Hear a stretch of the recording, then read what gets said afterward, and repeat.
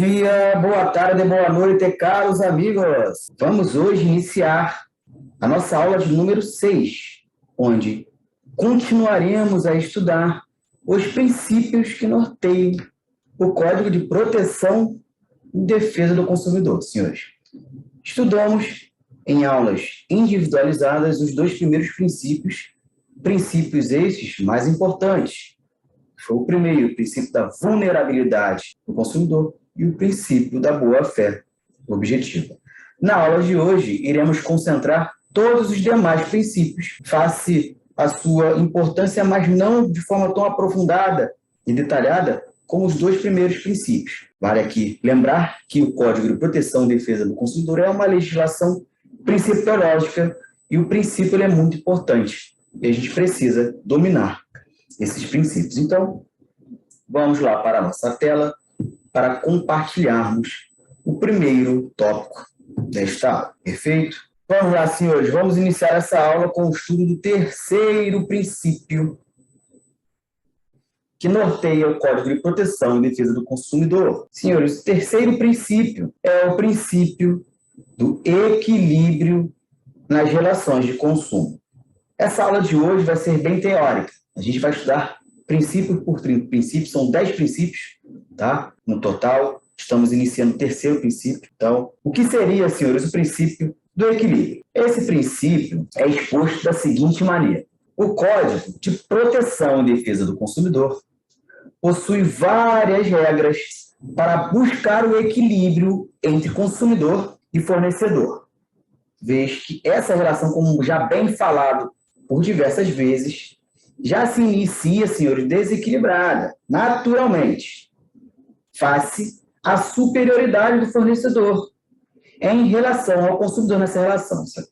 É claro, o consumidor ele é vulnerável e o fornecedor ele é superior, porque se prepara para vender, então ele tem uma expertise nessa relação. Então, o equilíbrio aqui é para tornar essa relação mais viável, mais justa. Então, o principal objetivo, senhores, deste princípio é de restabelecer o equilíbrio nas relações de consumo. Este equilíbrio deve estar presente tanto no plano material, tá? Como no plano processual. E aqui eu vou exemplificar o que seria. Vamos lá. Exemplo de equilíbrio dentro do plano material. O Código de Proteção e Defesa do Consumidor prevê responsabilidade objetiva por danos causados ao consumidor. Esse é o plano material, é a materialidade de violar a lei. Qual é a consequência? Responsabilidade objetiva. Não se ofere conduta culposa, gerando dano ao consumidor, materialmente dizendo, se responsabiliza objetivamente. Já dentro do plano processual, um bom exemplo é a inversão do ônus da prova. A inversão do ônus da prova é uma característica processual em favor do consumidor. É um direito básico do consumidor, a inversão do ônus da prova. Tá?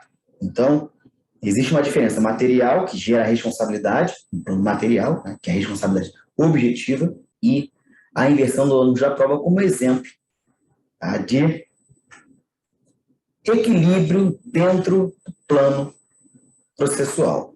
Então, o Código de Proteção e Defesa do Consumidor, nesse princípio de equilíbrio, né, dá esses dois exemplos como plano processual e material. Iniciando, senhores, o quarto princípio é o princípio da defesa do consumidor pelo Estado. Por este princípio, o Estado tem o dever de intervir nas relações de consumo para defender os interesses do consumidor, como quando haja flagrante violação em desfavor do consumidor. Então, a lei consumerista ela é uma lei protetiva, direcionada a proteger o consumidor por ser parte vulnerável, mais frágil. O Estado, verificando uma abusividade extrema, tem um dever, dentro deste princípio, de intervir nessa relação para impedir o mal injusto ao consumidor, para proteger o consumidor, para que ele não seja violado. Perfeito princípio da defesa do consumidor pelo Estado. Já o quinto princípio, senhores, é o princípio da harmonização. Harmonia. Equilíbrio e harmonia, né, são situações que andam em conjunto. Né? Este princípio estipula uma harmonia dos interesses entre fornecedores e consumidores, ou seja, nem nada exagerado em favor do consumidor, por mais que seja protegido, e nem nada exagerado em favor do fornecedor. Tem que ser uma relação harmônica. O equilíbrio também visa essa harmonia, essa lealdade, essa igualdade, essa forma justa contratual. Nem nada muito direcionado a uma parte, nem nada muito direcionada em favor da outra, em detrimento de outra parte. Perfeito, senhores? Então, no segundo tópico desta aula, vamos iniciar o sexto princípio. O estudo do sexto princípio. É o princípio da transparência. Muito importante, senhores, transparência. A relação de consumo deve ser transparente em todas as suas fases. Fase pré-contratual, tá? Fase pré-contratual, fase pós-contratual e na concomitância do contrato, na vigência. Perfeito? Ou seja, o princípio da transparência deve estar presente em todas as fases, tá, do contrato. Nada pode ser oculto no contrato.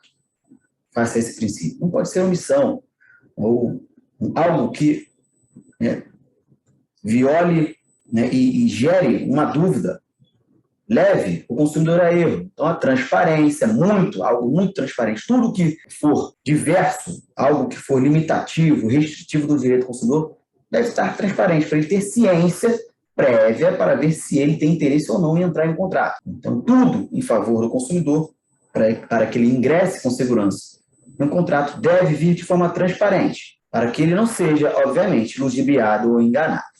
Tá? Princípio da transparência. O sétimo princípio, senhores, é o princípio da confiança. Confiança. E aqui a gente faz uma analogia na sua vida pessoal, justamente as pessoas que você confia, dentro da sua relação pessoal. São todas as pessoas que você confia? Não. São todos os lugares que você vai entrar por confiança? Não. Então, o princípio da confiança faz com que o consumidor ingresse em contrato por confiança, seja a carta postal do contrato, as boas-vindas, a confiança. Eu vou entrar aqui porque eu tenho confiança. Então, trata-se de um princípio implícito, ele não vai estar escrito dentro do Código de Proteção e Defesa do Consumidor. Tá? Então, aqui a doutrina ela vem para definir, tá, esse princípio. Então, o artigo 4º e seus incisos, como já dito, não vai estar inserido o princípio da confiança, mas a doutrina aqui com Landolfo Andrade, em sua obra Interesses Difusos e Coletivos, afirma que este princípio trata das legítimas expectativas do consumidor na relação de consumo. A expectativa de ingressar em um contrato porque ele confia naquela situação, confia naquele produto, porque ele confia naquele serviço. Tá? Quando o consumidor ingressa nessa relação de consumo, ele tem expectativas com relação ao conteúdo, do consumo em si. Tá? E vamos, por exemplo, a compra de um celular. Se eu compro um celular da Apple, da Samsung, é porque eu confio na marca. Então, não tem sentido, muitas vezes. Existem algumas marcas que eu, particularmente, não vou comprar porque eu não tenho confiança com relação à durabilidade, à qualidade, o desempenho.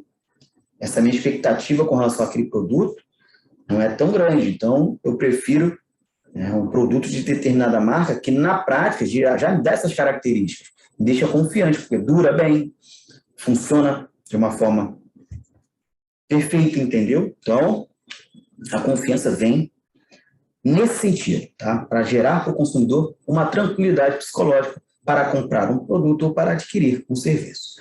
O STJ nos seus julgados, aplica o princípio da confiança para as empresas que oferecem serviços de estacionamento, por exemplo. Tá? Se presume, nessa relação contratual, face à confiança, que seu veículo deve ser bem guardado. Então, vamos lá, supor aqui na prática, você vai a um show, no centro da cidade, e é um bairro perigoso. Você vai querer colocar o seu carro na rua ou no estacionamento coberto, com guichê, com segurança, ele recepcionando. Então, ali existe um princípio da confiança que vai atrair o consumidor a firmar um contrato de guarda. Aí, se porventura o seu veículo for furtado, nessa localidade, vem a teoria da guarda e o princípio da confiança em favor do consumidor para gerar a responsabilização do estacionamento. porque o consumidor só firmou o contrato naquela localidade, se vinculando ao princípio da confiança. Iniciando o tópico 3 dessa aula, senhores, o 8º princípio a ser estudado, tá, é o princípio do combate ao abuso. Bom, na prática, infelizmente, o abuso de direito, condutas abusivas, abuso mesmo, vem com forma corriqueira. Fornecedor abusa do Código de Proteção e Defesa do Consumidor, abusa do direito do consumidor. Então, esse princípio vem para combater esses abusos. Tá? Então, ele diz o seguinte, este princípio diz que o fornecedor não pode desrespeitar abusivamente o direito do consumidor. Em regra, toda conduta abusiva gera um constrangimento ao consumidor, passível de configuração de dano moral. Então, senhores, abusividade gera um constrangimento. O abuso de direito gera um constrangimento. Aquela pessoa abusada, que não tem muita educação, age de forma grossa, ofensiva, abusiva. Então, logicamente, as condutas abusivas dentro dessa relação de consumo têm como consequência gerar ao consumidor um constrangimento, fazer com que o consumidor suporte um constrangimento passível de indenização por danos morais. Tá? Por isso que, por exemplo, o artigo 42 do Código, do Caput, ele informa o seguinte, o devedor de boa-fé, por mais que esteja devendo, não pode ser humilhado, não pode passar por vexame na cobrança de uma dívida. Se passar por tal conduta, é passível de compensação por danos morais, tá? Porque trata-se de uma cobrança abusiva. Todo abuso de direito, senhores, guardem, todo abuso de direito tem como consequência gerar um constrangimento passível de responsabilização por danos morais. Entrando no 9º princípio, tá? E o 9º princípio é o princípio da educação e informação. São 2 princípios aqui, senhores. Primeiro, da informação, que está bem ligado com transparência, que já estudamos informação, deixar claro, informado, transparente, muito objetivo para o consumidor, um contrato que ele está entrando, e educação, educar o consumidor sobre do que se trata o contrato. Tá? Está inserido esse princípio dentro do artigo 4º, inciso 4º do CDC. Tá? Os princípios estão inseridos no artigo 4º nos seus incisos. Tá? Existe uma cola ali para a gente. Então, o princípio da informação e educação, basta abrir o artigo 4º, inciso 4º, do Código de Proteção e Defesa do Consumidor. E ele determina o quê, senhores? Que os consumidores devem ser informados quanto aos seus direitos e deveres. Aí, agora em 2021, veio a nova Lei 14.181, que é a lei do superendividamento. Ela vem para tutelar o consumidor de boa-fé, que porventura esteja enroladíssimo com dívidas bancárias, empréstimos, isso aí acontece demais. Né? Ainda mais pós-pandemia, aí, muitas pessoas se endividaram, perderam seus empregos, se vincularam a dívidas. Mas essa questão da educação e informação vem para preventivamente fazer com que o banco informe e eduque o consumidor na contratação de um crédito, deixando claro quanto você vai pagar sem juros, quanto você vai pagar com juros, qual é a forma das parcelas, quais são os riscos, né, quais são os percentuais de juros aplicados, tudo bem informado, bem educado, tá? De forma preventiva. Então, dentro desse inciso, vinculado à lei do superendividamento, foram inseridos o inciso 9º, tá? Que vamos ler agora. Fomento de ações direcionadas à educação financeira e ambiental do consumidor. Então, educar justamente o consumidor de forma preventiva a ingressar no contrato, entender como funcionará o contrato de crédito. Bem transparente, tá? O consumidor. Inciso 10º, prevenção e tratamento do superendividamento como forma de evitar a exclusão social do consumidor. Então, aqui, senhores, o que ele quer dizer? O consumidor ele precisa, tá, poder pagar uma dívida, ele não pode ficar preso, viver para pagar dívida, que é a realidade de muitas pessoas. Isso compromete a sua subsistência, isso compromete diretamente o seu mínimo existencial. Todo mês você não pode ter um lazer, porque você já tem uma dívida que compromete o seu financeiro, justamente por falta de informação, pela abusividade das cláusulas, pela abusividade do contrato, né? Você, consumidor, que não tem essa educação prévia, ingressa num contrato totalmente abusivo que te deixa prisioneiro, eternamente, uma bola de neve. Então, essa lei do superendividamento, inserindo esses exercícios dentro do Código de Proteção e Defesa do Consumidor, inclusive como princípio, pela sua importância, vem para educar a relação de consumo de forma prévia e pós. E qual seria a educação repressiva, judicial? É criar um plano para o consumidor que está superendividado de até 5 anos, senhores, quitar a sua dívida e pegar todas as instituições que, porventura, o consumidor esteja devendo, juntar elas, tá? E fazer o seguinte, olha, devo a 5 instituições. Então, em 5 anos, eu vou conseguir quitar essas dívidas. Mas existe um plano aqui que, por mês, tá, eu posso pagar X. Em 5 anos, vocês precisam viabilizar uma forma que eu consiga quitar. E o juiz pode determinar esse plano, tá? Ou deferir o plano proposto pelo consumidor conforme as suas finanças, os seus rendimentos mensais. Tá? Então, senhores, é um mecanismo eficiente que proporcione educação ao consumidor para que eles tenham melhor conhecimento com acesso a meios aptos de defesa para o consumo consciente. É um consumo consciente. Educar o consumidor no consumo é gerar ao consumidor um consumo consciente. Tá? Evitando dívidas e superendividamento. Porque quando você ingressa num contrato obscuro, com cláusulas abusivas, a princípio você não é informado do buraco que você está ingressando, mas daqui a 2 anos você vai verificar que você não consegue quitar a sua dívida, os juros não acabam, vira uma bola de neve e você fica superendividado. Essa lei do superendividamento veio para acabar com essa situação fática. O ideal aqui seria, desde o ensino fundamental, sim, incluir uma disciplina que fornecesse noções básicas de direito consumidor para que o cidadão seja formado e ingressado na vida adulta com a personalidade, né, formada no que tange aos seus conhecimentos de consumo, porque consumo é de suma importância. A Constituição deixa claro que o direito do consumidor é um princípio econômico, da ordem econômica.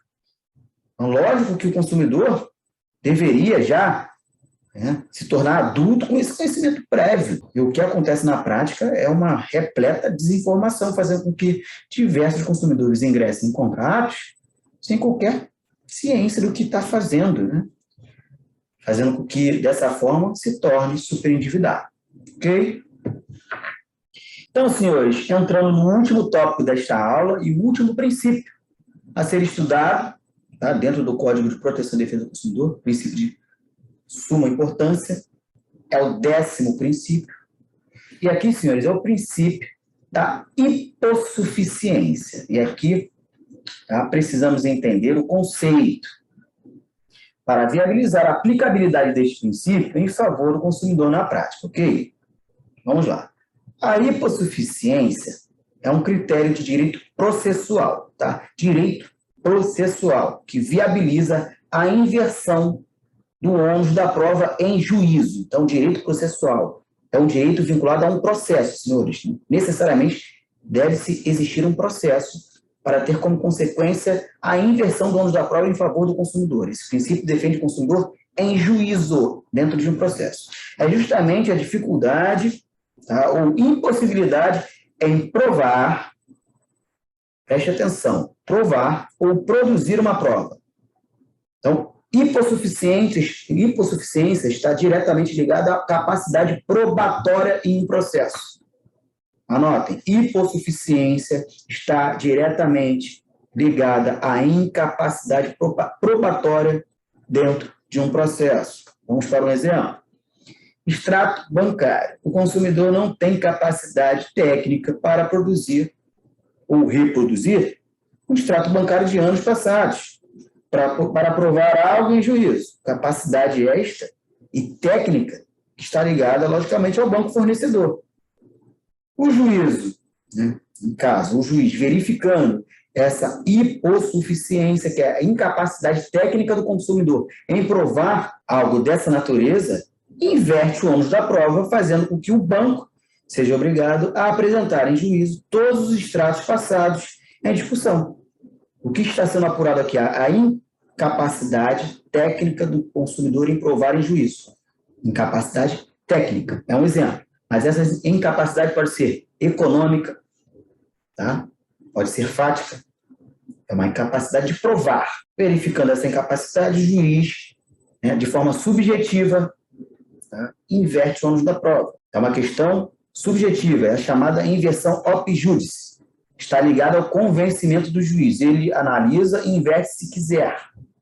Depende do critério de interpretação e hermenêutica sobre o caso do juiz. Perfeito? Então, aqui, a hipossuficiência ela pode se confundir com a vulnerabilidade. O princípio da vulnerabilidade e hipossuficiência, a gente precisa diferenciar, tá? A hipossuficiência é diferente da vulnerabilidade, preste atenção. A vulnerabilidade é um princípio de direito do consumidor e diz respeito à fragilidade inata da categoria. De fato, senhores, do ponto de vista objetivo, ser consumidor é ser vulnerável faticamente. De fato, ele é vulnerável. Como já estudado, ele é a parte mais fraca na relação. Fato. Já a hipossuficiência, o consumidor, ele é parte incapaz de provar algo em juízo. Então, a vulnerabilidade está ligada a fato e a hipossuficiência está ligada à prova em juízo. Tá? Então, como já estudado, a vulnerabilidade trata-se de vulnerabilidade de característica de fragilidade, tá? Fática, ou seja, a parte literalmente mais fraca, que não tem ligação com prova em processo. Então, a diferença está o quê? Muito clara. Qual a diferença entre o princípio da vulnerabilidade e da hipossuficiência? O princípio da vulnerabilidade está diretamente ligado à incapacidade fática do consumidor. Fática, pessoal. Ele é frágil e é um princípio iure et de iure. Tá? Não permite prova em contrário, é incontestável. O consumidor é, né, frágil e a presunção absoluta, iure et de iure. Ele é frágil faticamente. Hipossuficiência está ligado com prova, senhores. É a incapacidade processual para produzir prova em juízo. Essa é a diferença. Uma coisa está ligada à prova em juízo e a outra coisa está ligada a fato, a pessoa do consumidor. Perfeito? Então, senhores, aqui acabamos de finalizar, tá, a aula de direito do consumidor com relação aos princípios. Finalizamos os princípios aqui e espero que essa parte principiológica esteja bem clara para os senhores. E, por fim, aguardo, tá, os senhores na 7ª aula, que iniciaremos um novo tema de direito do consumidor.